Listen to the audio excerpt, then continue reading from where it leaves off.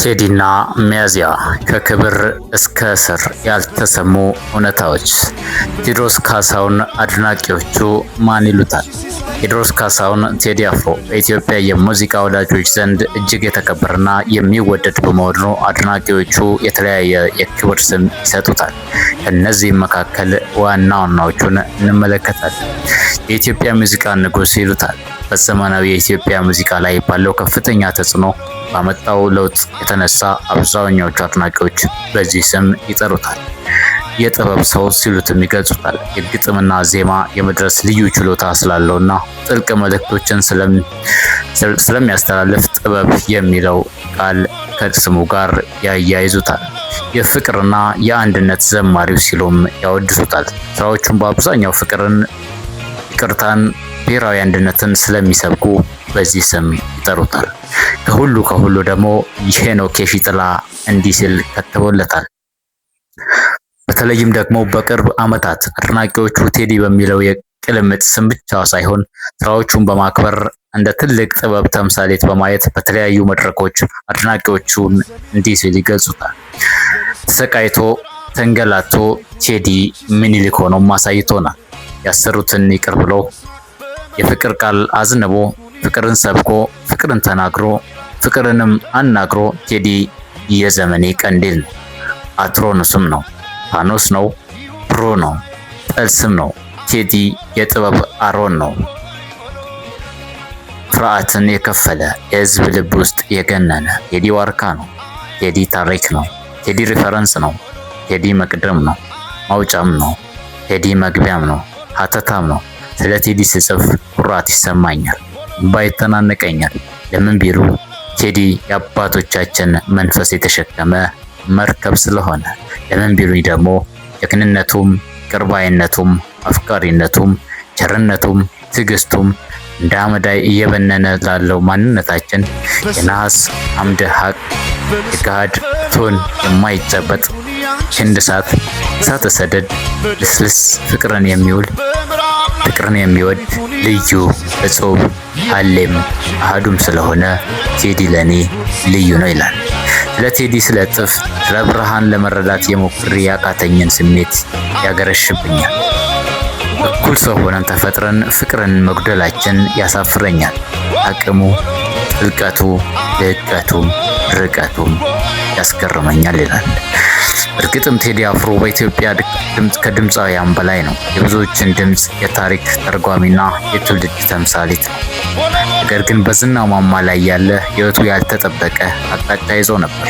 ሚያዝያ 2000 የኢትዮጵያ የሙዚቃው ኢንዱስትሪ ብቻ ሳይሆን በመላው ሀገር ያስደነገጠ ዜና ተሰማ። ቴዲ አፍሮ ቁጥጥር ስር ዋለ። ዛሬ በዚህ ቪዲዮ የቴዲ አፍሮን የእስር ቤት ታሪክ፣ የፍርድ ቤት ውሎና ያንን አስቸጋሪ ጊዜያት ቴዲ አፍሮ እንዴት አለፈ በጥልቀት እንመለከታለን። ቻናሉን ሰብስክራይብ በማድረግ ቤተሰብ መሆኑን አይርሱ። ታሪኩ በ1999 መጨረሻ አካባቢ አንድ ግለሰብ በመኪና ተገጭቶ መሞቱን ተከትሎ ፖሊስ ምርመራውን ጀመረ። ከሱ ደገፈ እሸቱ የተባለ ግለሰብ በሌሊት በመኪና ገጭቶ በመግደል ከጥፋቱ ቦታ በመሰወር የሚል ነበር። ቴዲ ክርክር ቴዲ በወቅቱ በቦታው እንዳልነበረ መኪናውም በሱ እጅ እንዳልነበረ በመግለጽ ክሱን አስተባብሏል። ጉዳዩ ተራ የመኪና አደጋ ሳይሆን የፖለቲካ መልእክት እንዳለው ብዙዎች መከራከር ጀመሩ። ያስተሰይራል የተሰኘውን አልበሙ በወቅቱ ከነበረው ምርጫ 97 ውጥረት ጋር ተያይዞ መንግስት አስቆጥቶ ነበር የሚሉ ድምጾች ከፍ ብለው በወቅቱ ተሰምተው ነበር። ዝርዝር ሁኔታዎች፣ የአይን እማኞች ምስክርነት፣ የመኪናው የቴክኒክ ምርመራ ውጤት፣ የጥበቃ ሰራተኞች ቃል ውሳኔውን በታህሳስ 2001 ዓ.ም ፍርድ ቤቱ ቴዲ አፍሮን ጥፋተኛ በማለት የ6 ዓመት እስራትና የገንዘብ ቅጣት ወሰነበት። ፍርዱ ሲሰማ ደጋፊዎች አምርረው አለቀሱ። ቴዲ ግን ረጋ ባለ መንፈስ ፈጣሪ ያውቃል የሚል መልእክቱን አስተላለፈ። ይህ ውሳኔ በሙዚቃው ዓለም ትልቅ ክፍተትን ፈጠረ። ቴዲና ጠበቆቹ በፍትህ ሂደቱ ላይ እምነት ስላልነበራቸው ወዲያውኑ ይግባኝ ጠየቁ። የይግባኝ ሂደት ረጅም ወራትን የፈጀ ቢሆንም በመጨረሻም ከፍተኛ ፍርድ ቤቱ ውሳኔውን አሻሽሎ የ6 ዓመት እስራትን ወደ 2 ዓመት ዝቅ እንዲል ተወሰነ። ይህ ውሳኔ ለደጋፊዎቹ ትልቅ እፎይታ የሰጠ ቢሆንም ቴዲ ግን አሁንም ንጹህ መሆኑን በመግለጽ ክርክሩን ቀጥሎ ነበር። የእስር ቤት ህይወቱ ቴዲ በእስር ቤት ቆይታው መጽሐፍትን በማንበብና አዳዲስ ዜማዎችን በመድረስ ያሳልፍ ነበር። ደጋፊዎቹ ፍቅር በየሳምንቱ ቅዳሜና እሁድ በሺዎች የሚቆጠሩ ደጋፊዎቹ ቃሊቲ ድረስ በመሄድ አጋርነታቸውን ያሳዩት ነበር። እስር ቤት ለቴዲ ሌላ የፈጠራ ምዕራፍ ነበር። ጥቁር ሰው የተሰኘው ታላቅ አልበም መሰረት የጣለው የነዚያ የብቸኝነትና የጸጥታ ቀናት ውስጥ እንደሆነም ይነገራል። ቀኑ ነሐሴ 2001 ከ1 ዓመት ከ5 ወር እስራት በኋላ በባህሪው መታረምና በይቅርታ ከእስር ተፈታ።